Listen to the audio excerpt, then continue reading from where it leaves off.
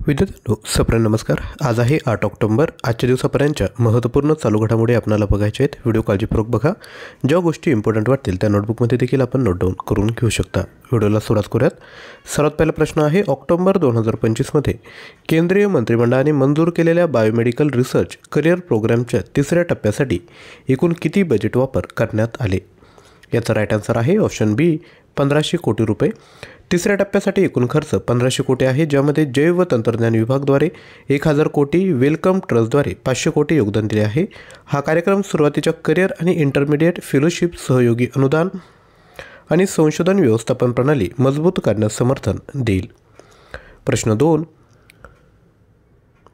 संपूर्ण भारतात विशेषतः वंचित प्रदेशांमध्ये डिजिटल शिक्षणाच्या संधीचा विस्तार करण्यासाठी केंद्रीय मंत्री अश्विनी वैष्णव यांनी नवी दिल्ली येथे कोणत्या व्यासपीठाचे उद्घाटन केले? तर ते जे व्यासपीठ आहे ते आहे नीलिट डिजिटल विद्यापीठ NDU। NDU platform AI, cyber सुरक्षा, डेटा सायन्स आणि अर्धवाहक सारख्या उदयोन्मुख तंत्रज्ञानामध्ये लवचिक ऑनलाईन कार्यक्रम ऑफर करण्यासाठी डिझाईन केले आहे। व्हर्च्युअल लॅब्स दूरस्थ शिक्षण वातावरणात प्रत्यक्ष प्रशिक्षण देतील। या प्लॅटफॉर्मचा उद्देश डिजिटल दरी कमी करणे आणि अत्याधुनिक तंत्रज्ञानात प्रशिक्षित प्रतिभा समूह तयार करणे आहे। यानंतर पुढील प्रश्न, देशांतर्गत डाळीचे उत्पादन वाढवणे आणि आयातीवरील अवलंबित्व कमी करणे या उद्देशाने डाळींमध्ये आत्मनिर्भरता अभियानासाठी एकूण किती आर्थिक तरतूद मंजूर करण्यात आली? तर ती करण्यात आली आहे 11,440 कोटी रुपये। हे अभियान 2025-26 ते 2030-31 पर्यंत चालेल आणि 2037-38 पर्यंत फेलोशिप आणि अनुदानाच्या तरतुदी असतील। या उपक्रमाचे उद्दिष्ट देशांतर्गत डाळींचे उत्पादन 350 लाख टनांपर्यंत वाढवणे आणि सुमारे 2 कोटी शेतकऱ्यांना लाभ देऊन ग्रामीण जीवनमान मजबूत करणे आहे।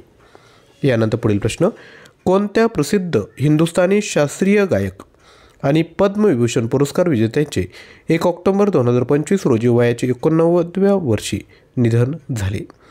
तर ते आहेत पंडित छन्नूलाल मिश्रा।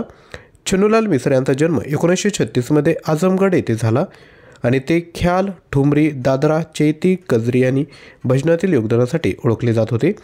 त्यांना त्यांचे वडील बद्री प्रसाद मिश्रा, किराणा घराण्याचे उस्ताद अब्दुल गनी खान आणि ठाकूर जयदेव सिंग यांनी प्रशिक्षण दिले।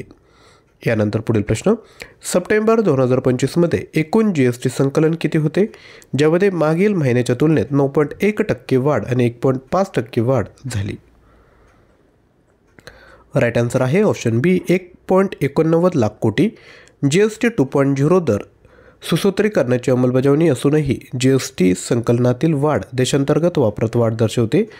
22 सप्टेंबर 2025 पासून दर सुसूत्रीकरणामुळे अन्न, औषधी, इलेक्ट्रॉनिक्स आणि ऑटोमोबाईलसह 375 वस्तूंवरील कर कमी झाले।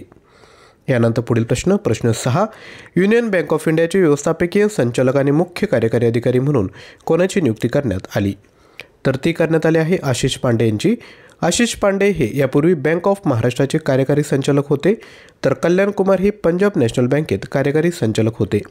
दोन्ही नियुक्त्या 3 वर्षांच्या कालावधीसाठी आहे आणि त्यांना कॅबिनेटच्या नियुक्ती समितीने मान्यता दिली आहे।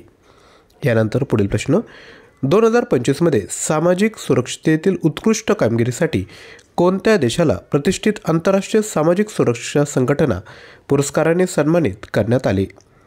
तर तो देश आहे भारत। लक्षात घ्या, केंद्रीय कामगार आणि रोजगार मंत्री मनसुख मांडविया यांनी मलेशियातील क्वालालंपूर येथे झालेल्या ISSA जागतिक सामाजिक सुरक्षा मंचात हा पुरस्कार स्वीकारला। हा पुरस्कार भारताच्या परिवर्तनकारी ई-श्रम पोर्टलला मान्यता देतो, ज्याने 4 वर्षात 300 दशलक्षाहून अधिक असंघटित क्षेत्रातील कामगारांची नोंदणी केली।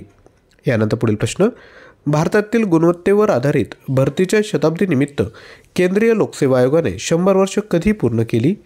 तर ती केली आहेत 1 ऑक्टोबर 2025 रोजी।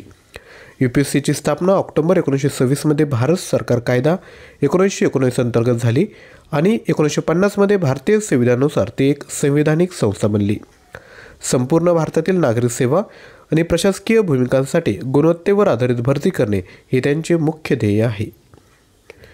तर या पद्धतीने एकूण 8 प्रश्न बघितले। तुमच्यासाठी प्रश्न आहे, आंध्र प्रदेशातील गुंटूर येथे झालेल्या 62व्या राष्ट्रीय बुद्धिबळ स्पर्धेत 7 विजय आणि 4 अनिर्णित राहून कोणी विजय मिळवला? ऑप्शन आपल्या स्क्रीनवर आहेत। हा प्रश्न कालच्या चालू घडामोडी व्हिडिओतील आहे, त्यामुळे डेली बेसिसवर चालू घडामोडीचे व्हिडिओ बघत चला, चांगल्या पद्धतीने तुमची तयारी होऊन जाईल।